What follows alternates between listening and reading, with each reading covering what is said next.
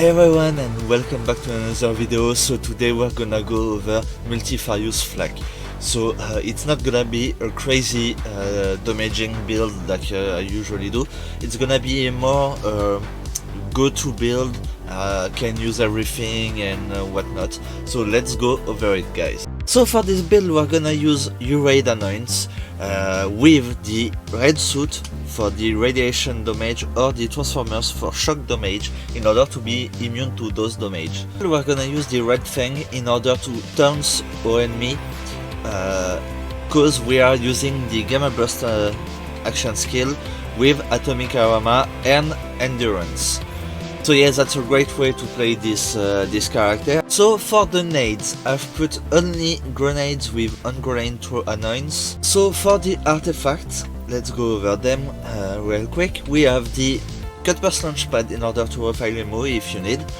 We have the Pearl of Ineffable Knowledge for damage, but you can't roll it with Deathless. And finally the Snowdrift and Elemental Projector in Deathless. So I pretty much use the Snowdrift for running around and mobbing, and if I want more damage after flag, I use the Elemental Projector on this setup, because with your immunity from your damage, you can shoot the floor like that, and yeah, you're gonna dot yourself but deal 0 damage. Look at my shield, nothing's happened.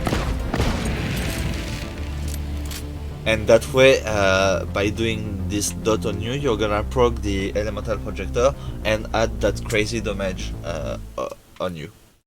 And for the class mod, lastly, we have this Cosmic Stalker, which is one of the best class mod for flag. So I think that was all the gear, so let's go quickly over the weapons. So before going over the weapon, guys, I would like to say that dropping a like and a comment is the best way to support my channel, and if you are enjoying what you see and wanna see more, you can click on the subscription button, and don't forget to click on the bell if you don't want to miss any upload, because I'll try to upload every day builds, guides and content related to Borderlands and whatnot.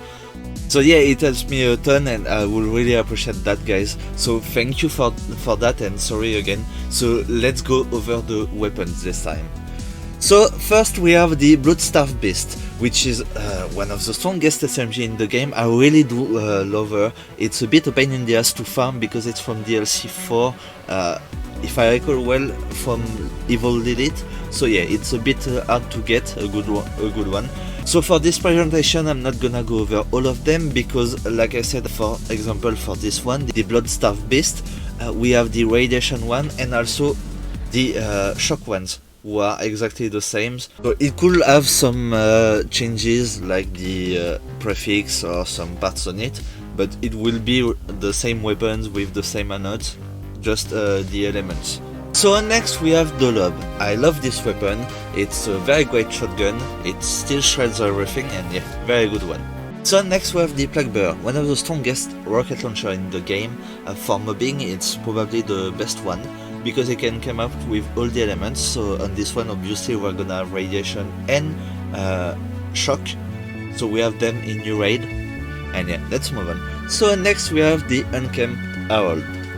So I love this weapon and it does work, but I do know that it's not the strongest choice for a pistol, but like I said, it does work and I really love it. So do keep in mind that for this build it's more like a go-to build, running around and use whatever we want.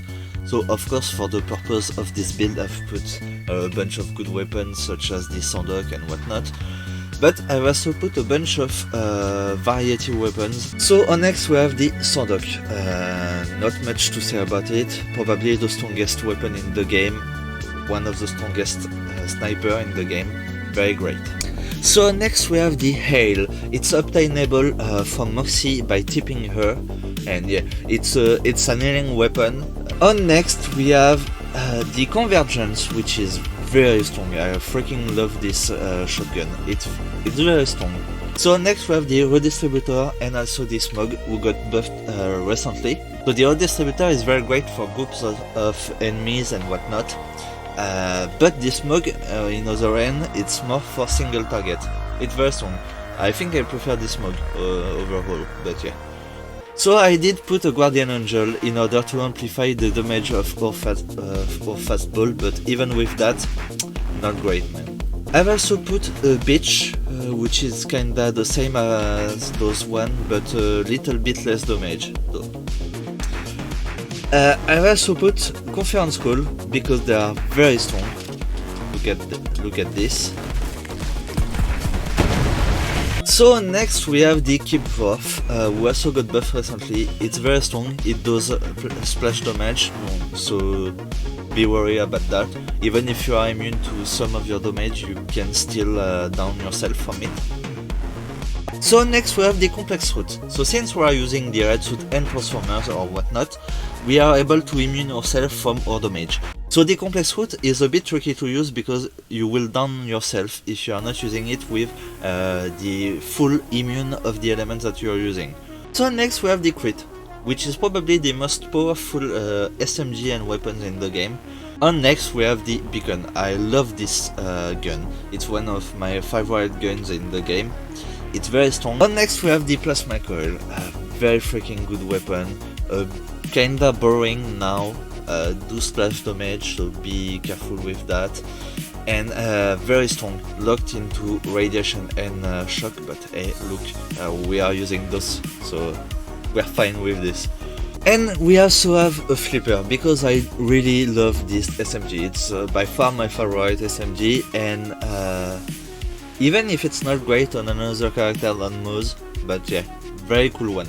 We also have the Pac-Mac 3. It's a very strong SMG if you wanna do Tedious setup and whatnot. Since we are using immune stuff and whatnot, and also U-Raid, we are pretty much set up for a Tedious build, so yeah, we have them in case.